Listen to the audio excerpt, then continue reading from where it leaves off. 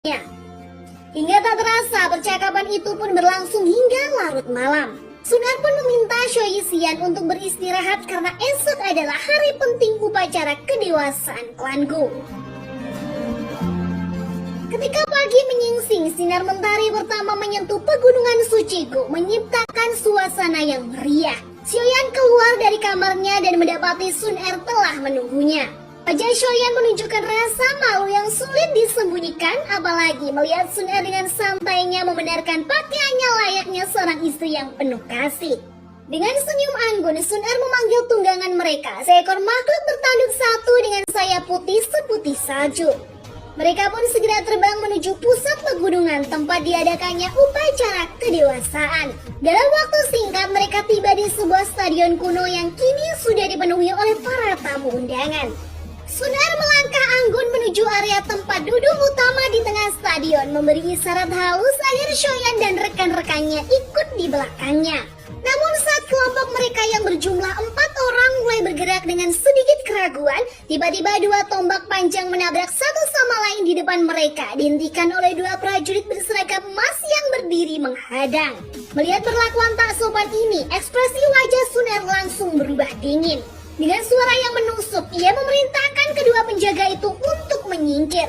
Tapi mereka sempat bimbang, wajah tuan putri mereka saat itu sudah seperti siap menelan siapapun yang berani melawannya. Tak lama kemudian muncul seorang pria tua yang berusaha menenangkan suasana. Ia memohon pengertian dari Sun Er, menjelaskan bahwa kursi di tengah stadion bukanlah tempat biasa dan hanya disediakan untuk tamu penting. Lelaki tua itu adalah Gusu, salah satu tetua terkemuka klan Gu. Bersamanya hadir pula Gusian, tetua yang sebelumnya sempat menyerang Xiaoyan.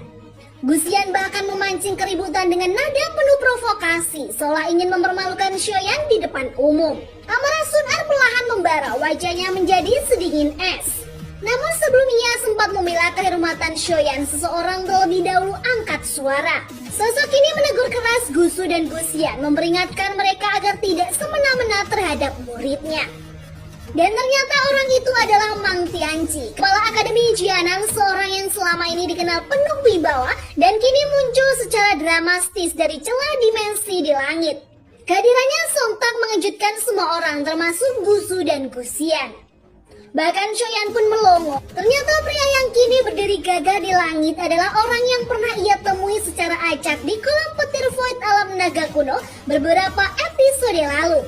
Tanpa basa-basi, Mang Tianqi meluncurkan 2 pilar petir ke arah kedua tetua klan Gu itu.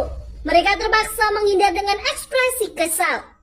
Aksi spontan dari Mang Tianqi seolah tak peduli aturan membuat situasi makin panas. Xiaoyan masih belum bisa mempercayai apa yang dilihatnya.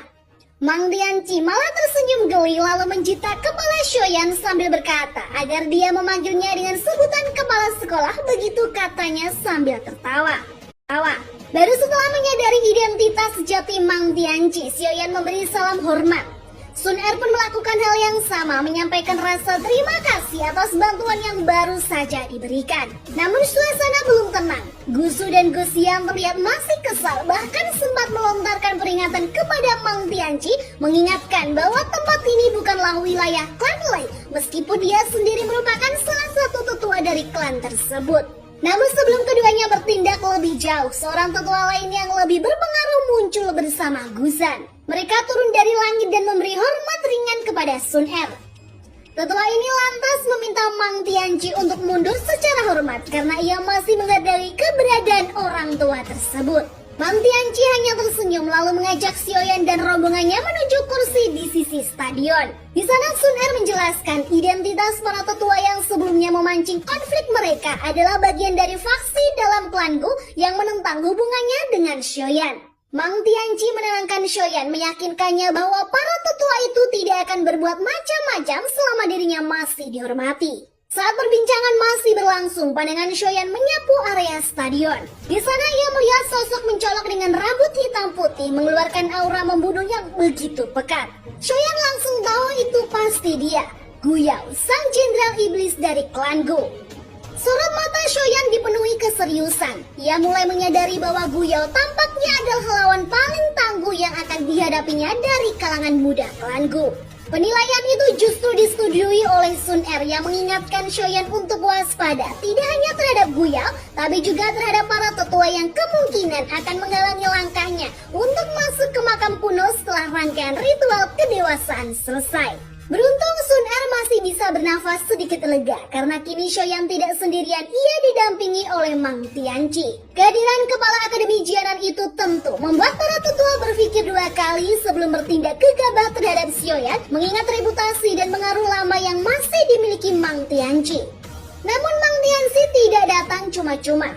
Ia memberi syarat kepada Xiaoyan jika ingin mendapatkan perlindungannya secara penuh, Xiaoyan harus mampu bertahan dalam 100 jurus melawan Guyo tanpa kalah. Jika Xiaoyan berhasil melakukan itu, maka para tetua yang masih menolaknya akan berpikir ulang sebelum terus mengganggu atau meremehkannya sebagai pewaris ketiga keluarga Xiao. Percakapan serius mereka harus segera diakhiri ketika suara gong menggema di seluruh penjuru stadion, pertanda bahwa prosesi upacara kedewasaan akan segera dimulai. Yang membuat semua orang terkejut adalah fakta bahwa upacara ini langsung dipimpin oleh para tetua tertinggi klan dan diawasi oleh seorang ahli tingkat tinggi yang kehadirannya begitu kuat hingga membuat jiwa Xiaoyan bergetar. Xiaoyan segera memahami bahwa ada kekuatan besar tersembunyi di balik perhelatan ini, menandakan betapa pentingnya ritual ini dalam struktur sosial klan Gu. Tak lama setelah itu, tiga tetua memasuki arena dan memanggil Lin Kuan, komandan ketujuh dari tentara teredam hitam sebagai peserta pertama. Lin Kuan melangkah ke pelataran batu dan menyentuh sebuah lempeng berbentuk bintang setinggi 3 meter yang telah disiapkan oleh para tetua.